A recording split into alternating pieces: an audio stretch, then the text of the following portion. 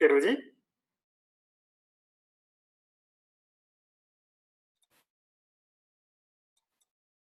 Voilà, j'attendais qu'on réactive mon micro. Vous m'entendez bien? On vous entend très bien. Super, bonjour à tous. Donc Élodie Barbitre-Chaussec de l'ADEME. Merci Thomas. Je suis animatrice au niveau national sur le sujet des mobilités émergentes dans les mobilités actives. Et donc on vous propose un petit tour des aménagements temporaires existants déjà au niveau international et puis de ce qui est envisagé au niveau français. Et cette présentation se base sur la veille quotidienne que mène mon collègue Mathieu Chassinier, qui est expert mobilité pour l'ADEME en région Hauts-de-France, et qui donc fait ce travail méticuleux de suivre où on en est et dans le monde et en France.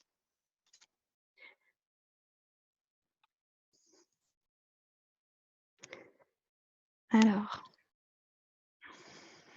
j'arrive pas à passer. Excusez-moi, j'arrive pas à passer mes slides. Elodie, peut-être en coupant la caméra? Est-ce que c'est bon? Là, on a les slides, mais ils ne sont pas encore mis en plein écran, en diaporama, mais ils défilent.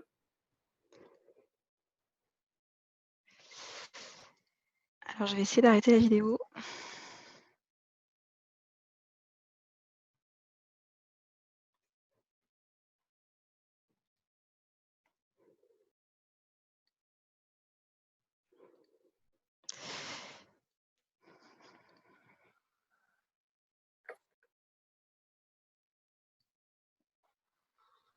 Alors là, le partage d'écran a été interrompu. Ouais, je réessaye. Je sais pas pourquoi ça ne marche pas. Alors, est-ce que vous voyez mes slides? Là, on voit. Oui, là, c'est bon, Parfait. c'est fluide. Désolée pour le problème technique, on va y arriver. Alors, le premier exemple dont je vais vous parler, c'est Bogota, qui est l'exemple le plus emblématique à la fois parce que ça a été la ville pionnière sur ce sujet des pistes cyclables temporaires, et puis parce que c'est l'exemple le plus conséquent en termes de kilométrage de pistes cyclables temporaires déployées.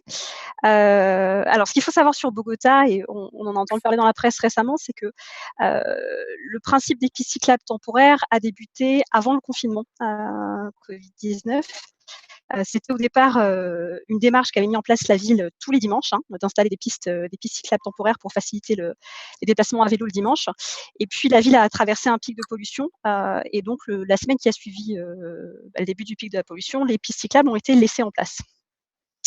Donc on est sur une démarche qui avait été engagée, qui était déjà connue de la population avec du matériel et des tracés qui étaient connus, et qui a été pérennisée d'abord dans le cadre d'un pic de pollution, et puis comme solution de déplacement avant le confinement, puis pendant le confinement. Donc vous avez différents exemples de ce qui a été mis en place sur différents axes. Vous voyez sur la photo de gauche d'ailleurs, c'est un axe a été mis en place en parallèle d'un aménagement cyclable existant. L'idée étant de prendre systématiquement sur de la voirie pour offrir un espace dédié aux cyclistes. Petite chronologie, donc le 16 mars, donc ce qui était un lundi, le lundi du début du pic de pollution, donc la ville a maintenu 22 km de pistes cyclables temporaires. Le mardi suivant, c'est 117 km de pistes cyclables temporaires qui étaient en place, donc on a quasiment 100 km de pistes cyclables installées du jour au lendemain, de façon temporaire dans la ville. D'ailleurs, sur cette carte, vous avez à la fois le réseau cycliste existant, le réseau de pistes cyclables existant qui faisait déjà 550 km, et puis les tronçons qui ont été ajoutés. Alors certains en parallèle de tronçons cyclables existants dans le cadre de ces pistes cyclables temporaires. Un élément qui est intéressant, c'est que dans les jours qui ont suivi, la ville a désinstallé certains tronçons parce qu'ils perturbaient trop le trafic, parce qu'ils n'étaient pas assez utilisés, parce qu'ils venaient en redondance d'itinéraires qui finalement étaient suffisants. Donc la ville a vraiment adapté son offre de pistes cyclables temporaires. Et puis donc 20 mars, on est au début du confinement, et la ville redescend donc à 35 km de pistes cyclables temporaires qui sont maintenues. Donc actuellement, la ville dispose de ces 550 km de pistes cyclables existantes et de 35 km de pistes complémentaires. Ce qui est intéressant dans l'expérience de Bogota, c'est que voilà, on a une démarche qui était déjà engagée, une population qui était déjà sensibilisée, une municipalité qui s'était engagée, on va dire, dans cette démarche de développement de son réseau cyclable.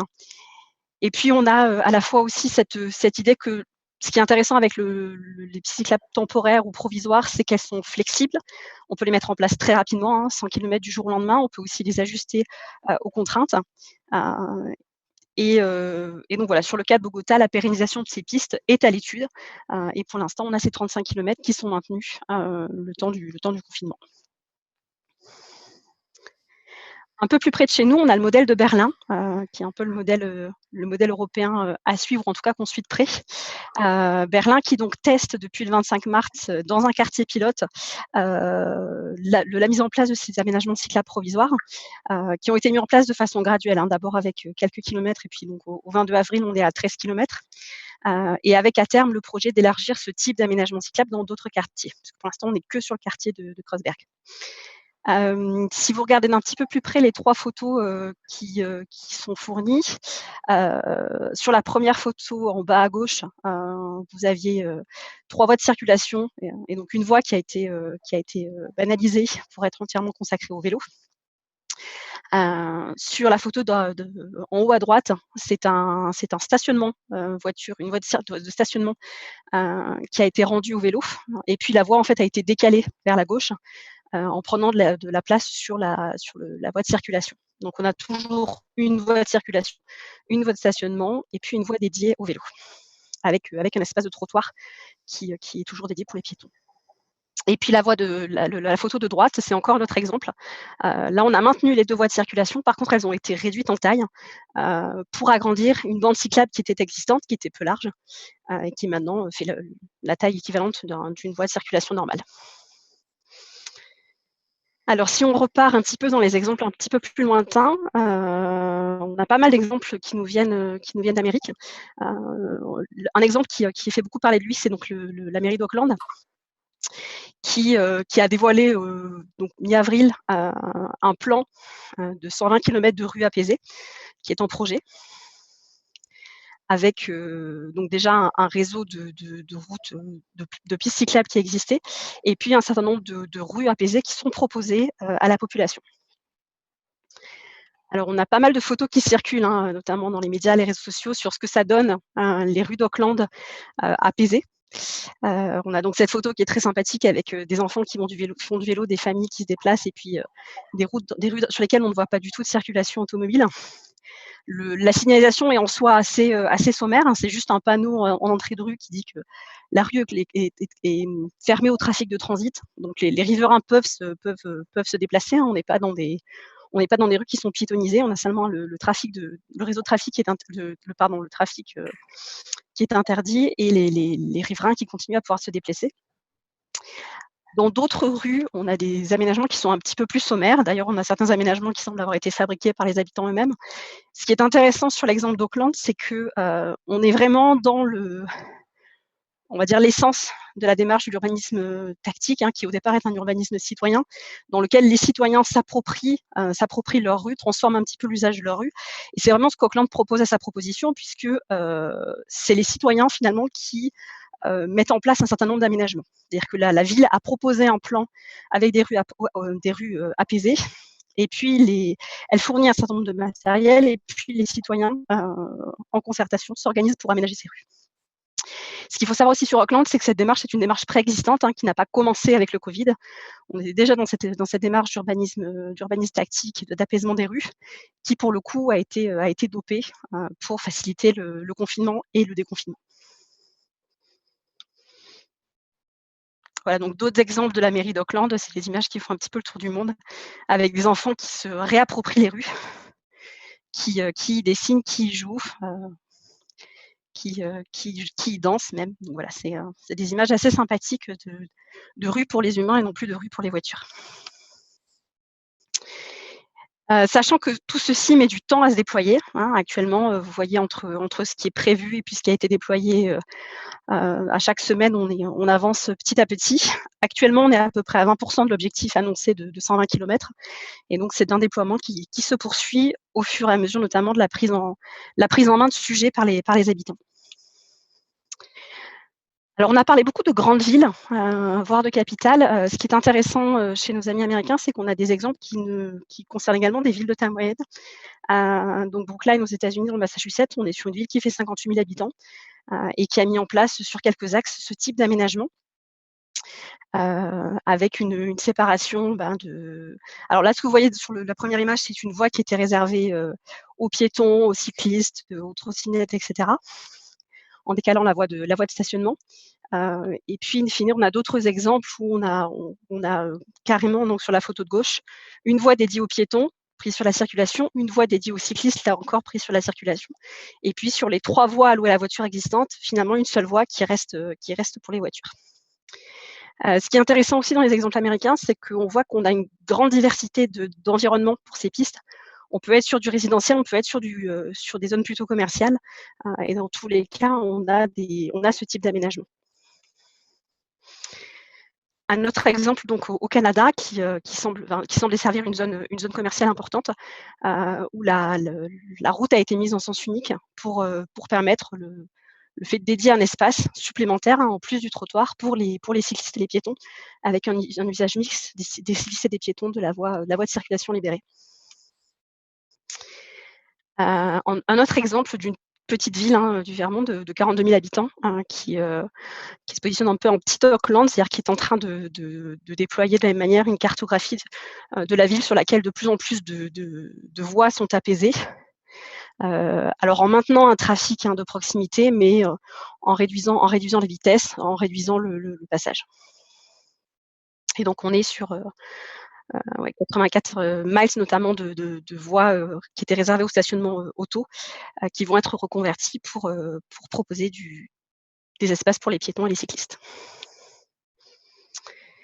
Enfin, le dernier exemple en date, qui est un exemple qui est vraiment juste à côté de chez nous, c'est l'exemple de Bruxelles, qui fait beaucoup parler de lui, puisque Bruxelles a annoncé que tout le quartier du Pentagone, qui est le centre-ville de Bruxelles, qui en surface représente à peu près un arrondissement de la ville de Paris, allait être piétonnisé.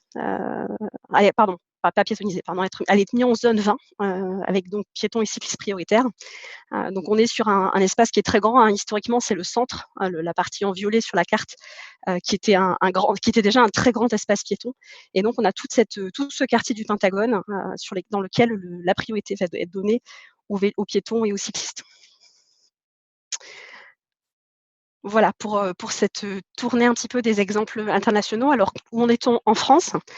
Alors en France, les choses se sont pas mal accélérées la semaine dernière, après l'annonce de la mission de Pierre Cern, puisqu'on a 15 collectivités qui ont manifesté leur intention au 22 avril.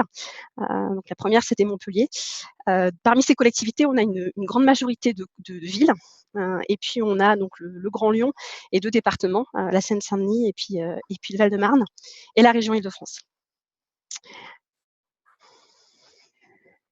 Alors, ce que je vous disais tout à l'heure, c'est que donc Mathieu Chassigné mène une veille sur ces annonces, parce qu'à ce stade, on est vraiment au stade des annonces, avec une liste qui est mise à jour tous les soirs. Donc, n'hésitez pas à suivre un petit peu cette actualité de ces annonces d'aménagement provisoire à venir, sachant qu'on est sur des aménagements provisoires qui, pour l'instant, concernent beaucoup les cyclistes, beaucoup des aménagements cyclables provisoires, mais pas que. Et c'est un petit peu là-dessus que je voudrais terminer ma présentation, c'est que on parle beaucoup de pistes cyclables provisoires, n'oublions pas les piétons, sachant qu'on est tous piétons, que tout déplacement commence par un déplacement à pied, et qu'on a absolument besoin que ces aménagements provisoires concernent également les déplacements à pied, pour reprendre une vie normale après le déconfinement. Aujourd'hui, ce qu'on voit, ce sont des files d'attente sur les trottoirs. Ce sont des trottoirs qui, même quand ils respectent la largeur d'1,40 m, ne permettent pas de se croiser ou de se doubler en respectant la distanciation sociale. Donc aujourd'hui, on est dans cette situation, alors que finalement, si les 2 places de stationnement que l'on voit là avaient été retirées, on aurait cet espace pour patienter avant de faire ses courses, pour se déplacer, pour se croiser. Sachant que c'est des choses qui sont déjà en place. L'exemple que vous voyez à droite, c'est un exemple à Londres, d'une rue commerçante à Londres. Donc c'est possible en prenant sur le stationnement. Alors on entend déjà un petit peu certaines réticences, le fameux no parking, no business. Ce qu'il faut savoir, c'est que voilà, d'une part, on sait que beaucoup de consommateurs se déplacent à pied, à vélo pour aller dans ces commerces. On a besoin de relancer le commerce de proximité. Et pour que les habitants recommencent à aller vers ces commerces de proximité, on a besoin qu'ils puissent se déplacer en toute sécurité, aller faire leurs courses en toute sécurité. Donc, ça sera vraiment important d'avoir ce courage politique, de prendre de la place sur du stationnement automobile, si ça permet de sécuriser les déplacements des piétons au quotidien. Quelques messages clés pour finir. Ce qu'on a vu dans tous ces exemples, c'est qu'on est sur des aménagements qui sont très simples, très faciles à installer sur la base de matériel très, très simple, et puis qui sont très flexibles. Et je pense que l'exemple de Bogota, à ce titre, est vraiment intéressant pour rassurer les élus. C'est des choses qui peuvent être faites et défaites très vite pour être vraiment sur des choses pertinentes et efficaces. Et puis, on a aussi le droit à l'erreur dans ces aménagements provisoires. On peut se tromper quand on fait un aménagement cyclable. L'avantage de ces aménagements provisoires, c'est qu'ils sont flexibles et qu'on peut corriger le tir s'il y a eu des erreurs. Ce qu'on voit également dans les exemples qui ont démarré très vite, c'est que c'est plus facile de mettre en place ce type d'aménagement quand il y a un historique. Quand on a eu des journées sans voiture, des fêtes du vélo, des sensibilisations, des véloparades, etc., qui ont permis d'identifier un certain nombre d'itinéraires prioritaires et d'aménagements provisoires, faciles à mettre en œuvre.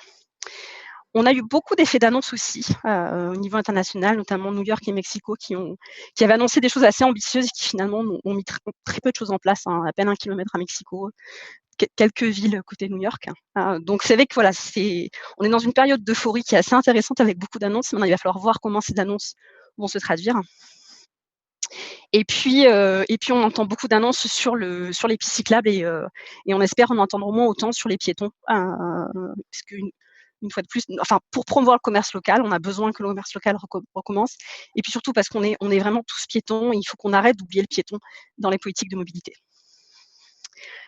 Pour finir, des actions qui ne sont pas réservées aux plus grandes villes. On a vu des exemples de petites villes. Pierre l'a dit, Agnès l'a redit, on a aussi besoin de ces mesures en périurbain, dans les petites villes et même dans le rural. Et puis un sujet qui viendra très très vite, et je pense qu'on a tous ça en tête, c'est comment cet urbanisme temporaire pourra être pérennisé. On a un grand nombre de collectivités qui sont dotées de schémas directeurs cyclables, qui sont accompagnés par des associations très compétentes, qui ont également des projets cyclables. Donc, on espère qu'il y aura beaucoup de cohérence et de continuité dans ces projets. Et si c'est le cas, ils ont toutes les raisons du monde d'être pérennisés. Voilà. Merci de votre attention. Merci beaucoup, Élodie. Donc, on voit donc agilité, modularité, accélération de projets qui étaient déjà dans les cartons. La nécessité de prendre en compte les piétons, on aura le temps d'y revenir par la suite. Et puis aussi la question de la pérennité de ces aménagements temporaires. Donc là, on est 500 à réfléchir collectivement, et c'est le temps de prendre le temps d'examiner vos questions.